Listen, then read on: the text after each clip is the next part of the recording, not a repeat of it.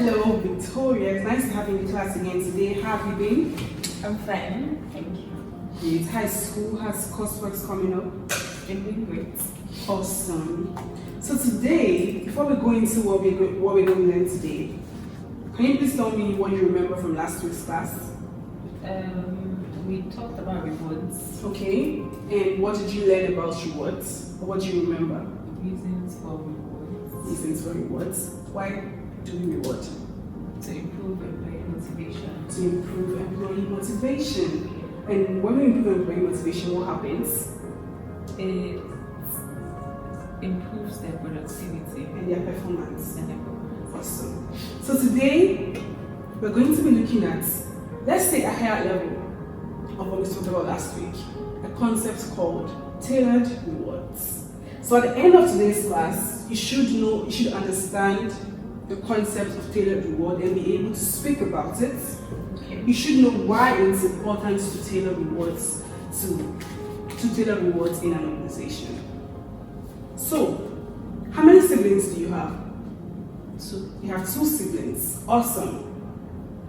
Gender, male and female. male and female. Your sister and your brother, are they similar?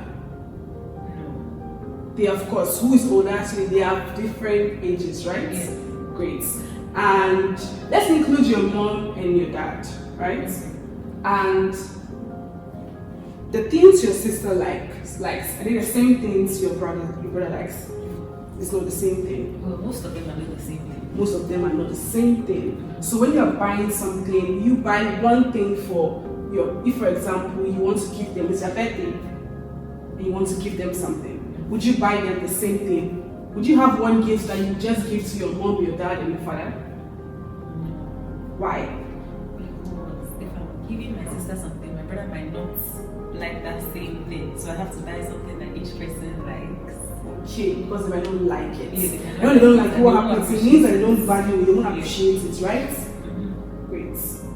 So, which brings us to what tailored reward is. So just like you said, tailored reward is tailoring rewards to the interests and the needs of the people within our organization.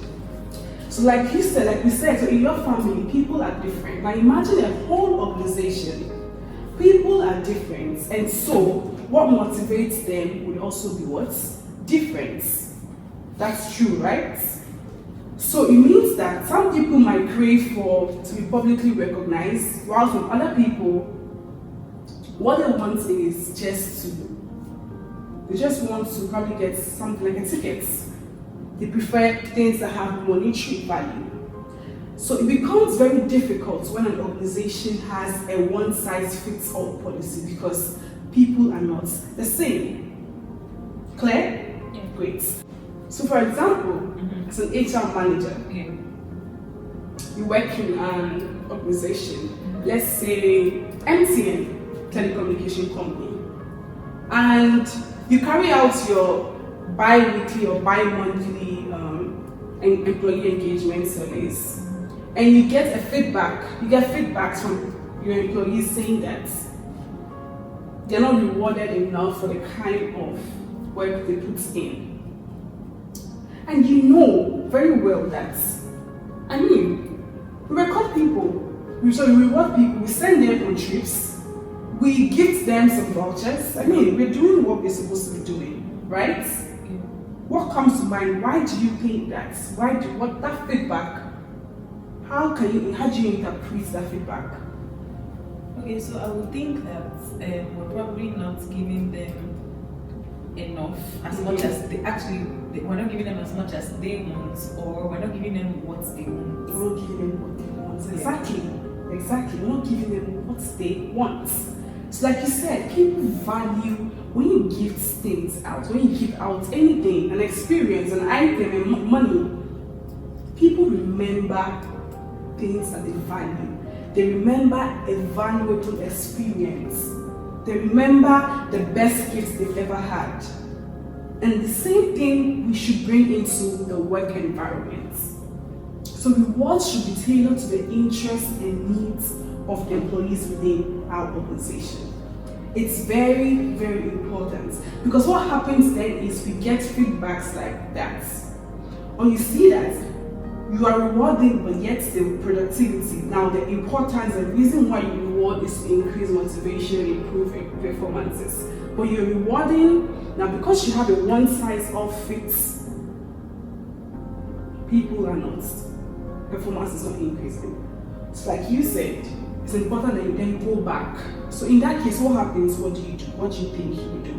I would ask people what they want. You ask people what they want, and how would you do that?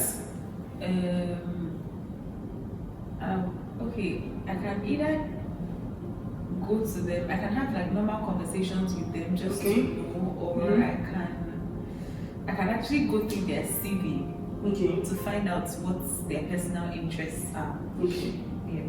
Awesome, I like that. I like that you mentioned that. That's smart, because then you know that in their CVs, people drop in their interests and in their hobbies. Yeah.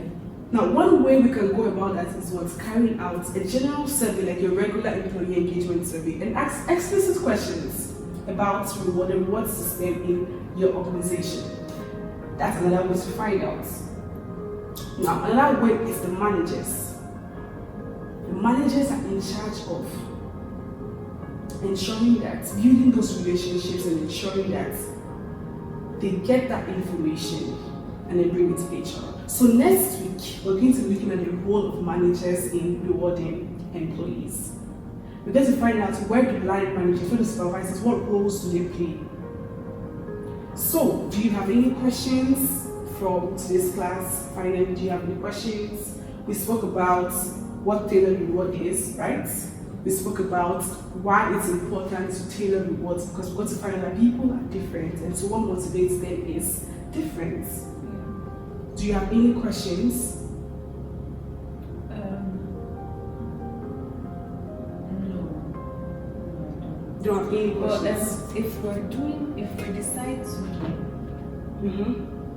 do tailored rewards, do you think that we should now leave the company's policy, like not give them the normal rewards that we have in the company? Are we supposed to forget about our own policy? Not necessarily, Victoria. So what happens is then you have variety. So your hands were like this before, now your hands are like this. You were coming in, like, so you have a variety of options. It's not longer, so you won't be taken out, so you will still have what's the old policy, but then now you have there's a lot more you're welcoming in. You're trying to put in mechanisms in place where we can be a lot more flexible than as rigid as our reward system was. Is that clear?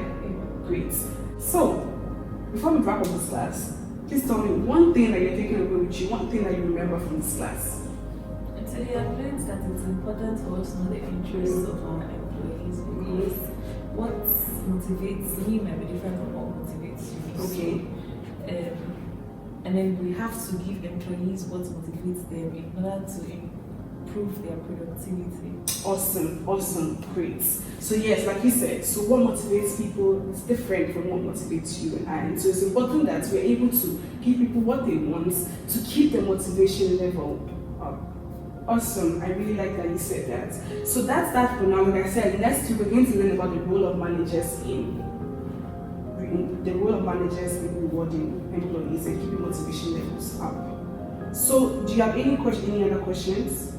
Great. So now do well, you can always reach me on my email address if you have any other question pops up. So if you find out that there's something you're struggling with regards to this class, or you learn about new concepts or theories. And so that will be it. And so see you same time next week, Victoria. Have a great day. Thank you. Welcome.